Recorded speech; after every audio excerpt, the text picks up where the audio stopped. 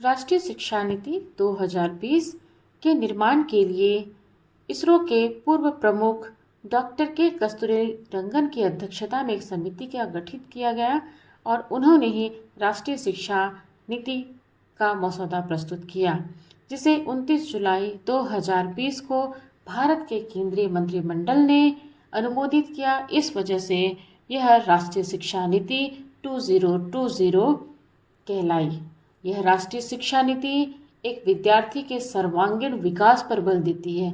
यह राष्ट्रीय शिक्षा नीति में उच्च गुणवत्ता वाली शिक्षा प्रदान करके एक भारत में शिक्षा के दिशा में व्यापक परिवर्तन की परिकल्पना करती है। आज हम राष्ट्रीय शिक्षा नीति 2020 के बारे में जानेंगे।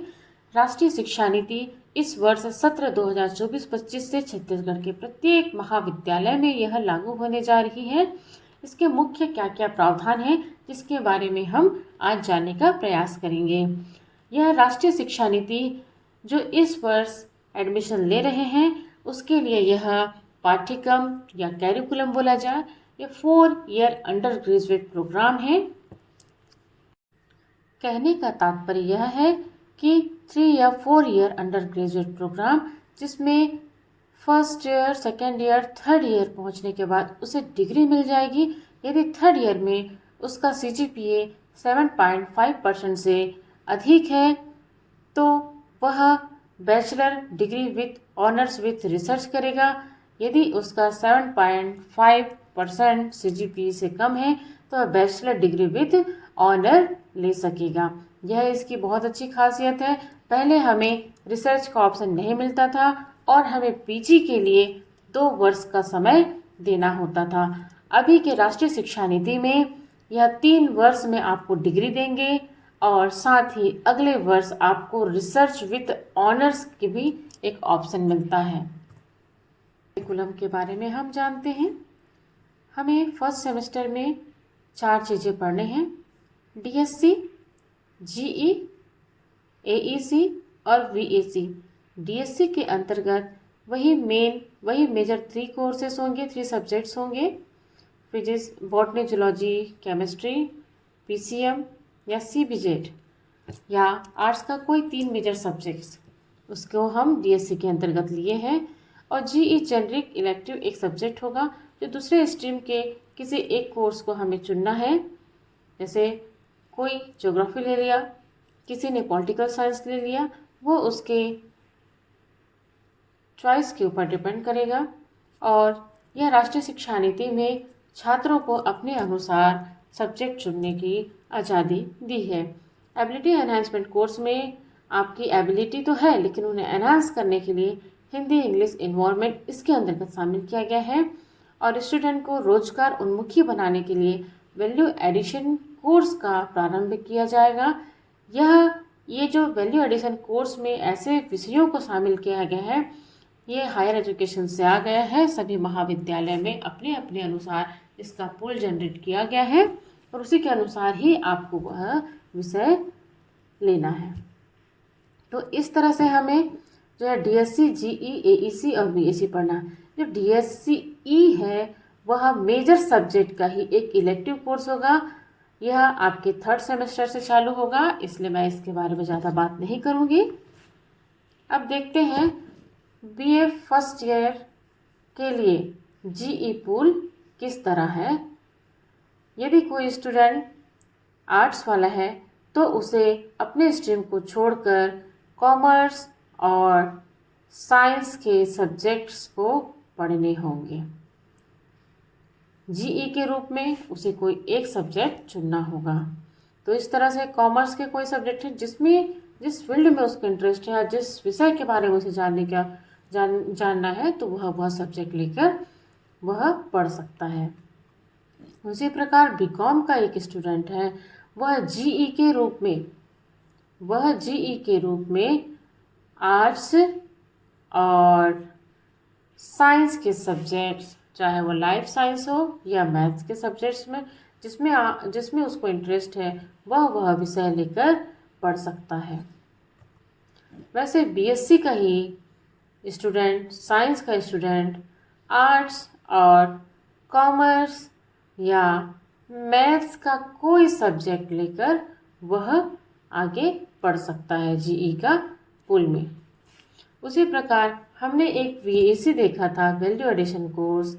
जैसे वैल्यू एडिशन कोर्स पर्टिकुलर किसी सब्जेक्ट का भी हो सकता है, और इस पर्टिकुलर सब्जेक्ट से यदि नहीं लेना है तो एक कॉमन सब्जेक्ट का भी हो सकता है, जैसे public health hygiene, disaster management, emotional intelligence, constitution value, संभाषण कौशल, पंचायती राज सिस्टम।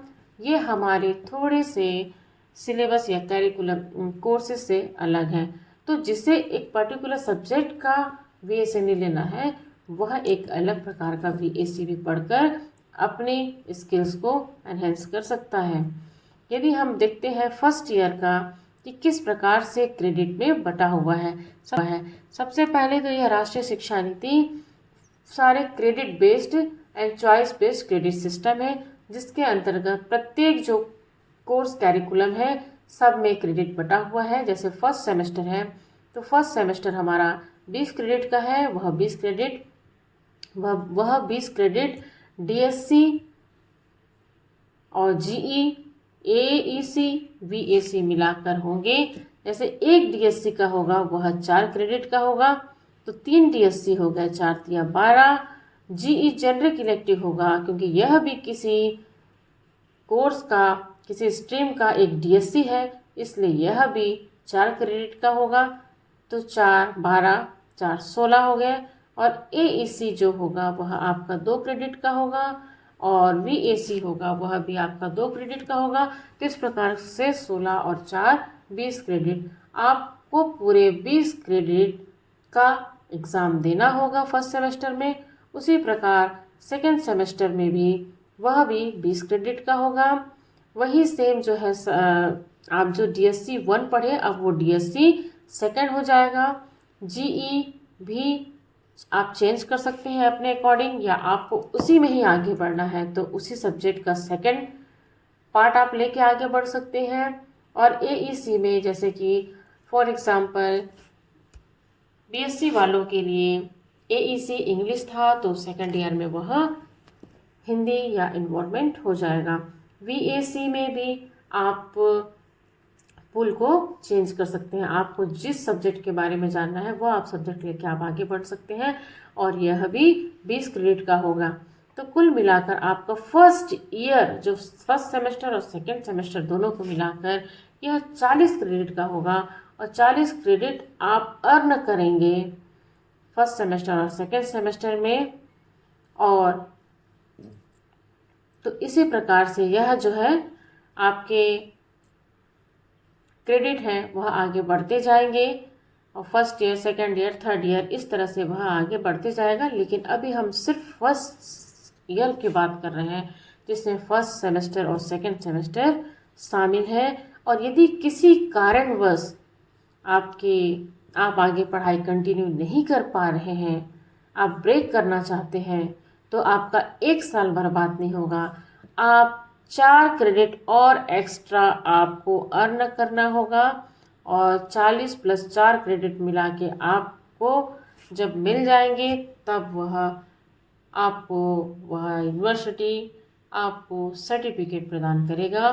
तो राष्ट्रीय शिक्षा नीति में आपका 1 साल का पढ़ाई वेस्ट नहीं गया, आपको एक सर्टिफिकेट मिल जाएगा। तो यह हमारा फर्स्ट ईयर का credit based and choice based system था। एग्जाम्पल देखते हैं बीएससी फर्स्ट सेमेस्टर का।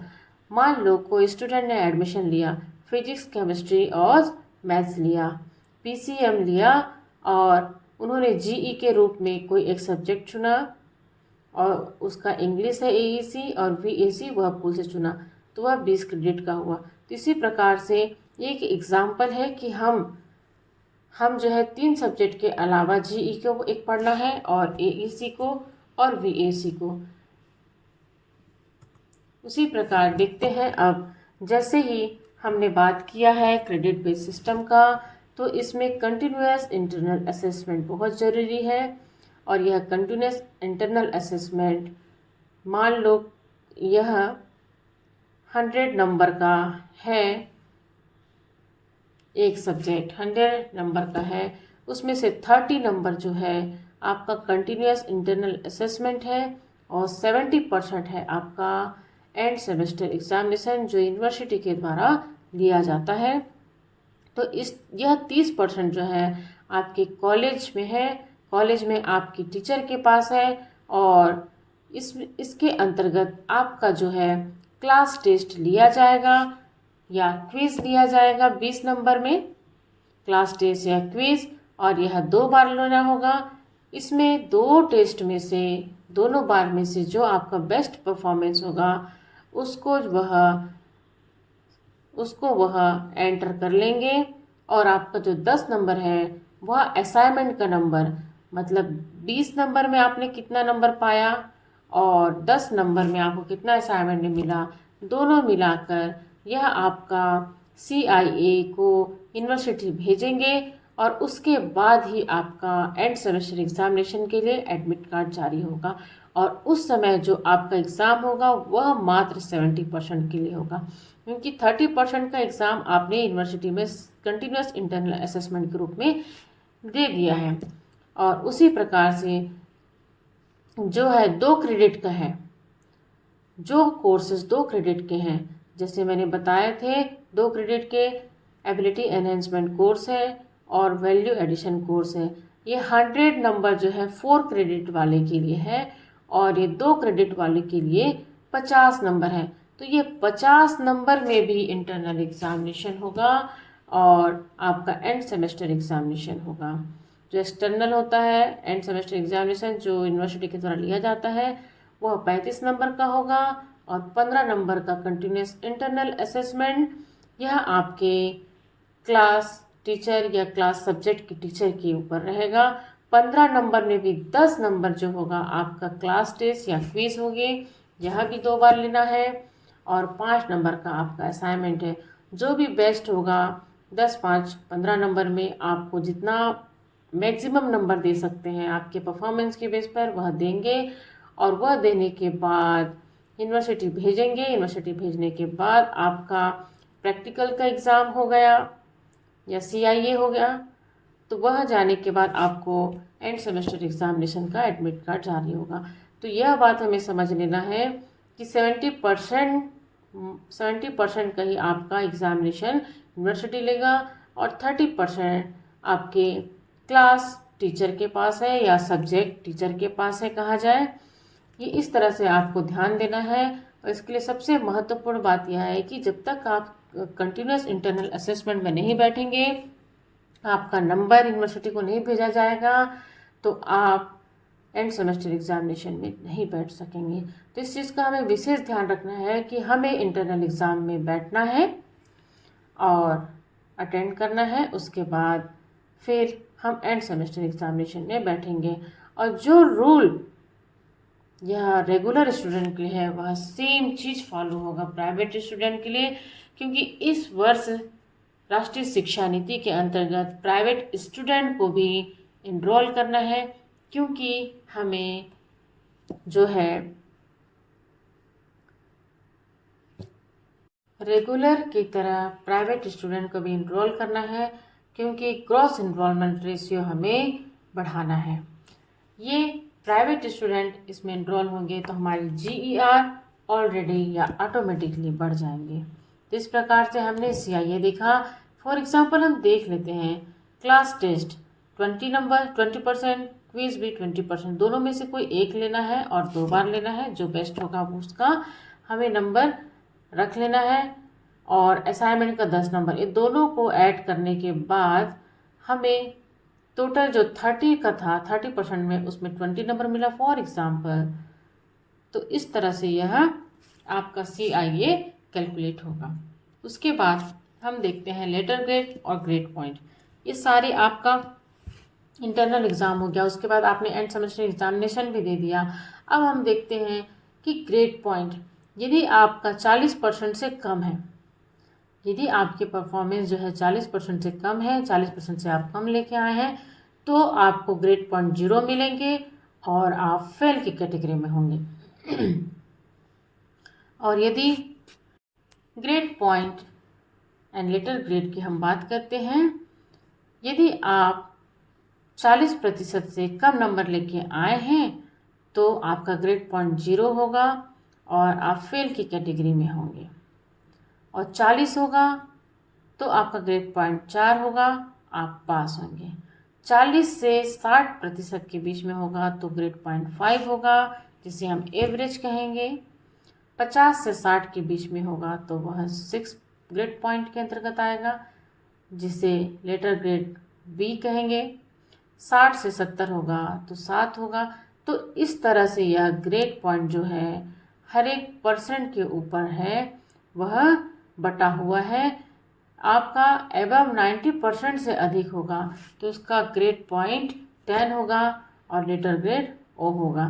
तो इस प्रकार से हमने देखा कि 10 पॉइंट्स के बीच में 70 से 80, फॉर एग्जांपल, तो 70 से 80 के बीच में चाहे 71 हो चाहे 79 हो, पर उसका ग्रेड पॉइंट होगा 8। तो इस प्रकार से ग्रेड पॉइंट बटा हुआ है और लेटर ग्रेड बना हुआ है, जिससे आप खुद ही कैलकुलेट कर लेंगे कि मैं कौन से ग्रेड पॉइंट में आ रहा हूँ या आ रही हूँ। तो इस प्रकार से यह मैंने फर्स्ट सेमेस्टर के लिए मैंने बताया कि आपको क्या क्या सब्जेक्ट पढ़ने हैं, किस प्रकार से पढ़ने हैं, कितने क्रेडिट का होगा, इंटरनल एग्ज़ाम कैसे होगा। इन सभी बातों का आप ध्यान रखेंगे तो आपको यह राष्ट्रीय शिक्षा नीति के अंतर्गत स्टडी करने में बड़ा ही मज़ा आएगा।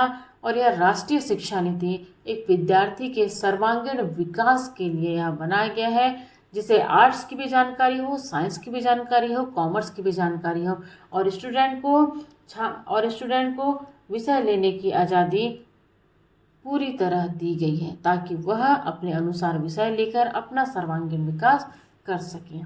तो इस प्रकार से यह राष्ट्रीय शिक्षा नीति की एक छोटी सी जानकारी आपके काम आ सकती है। Thank you.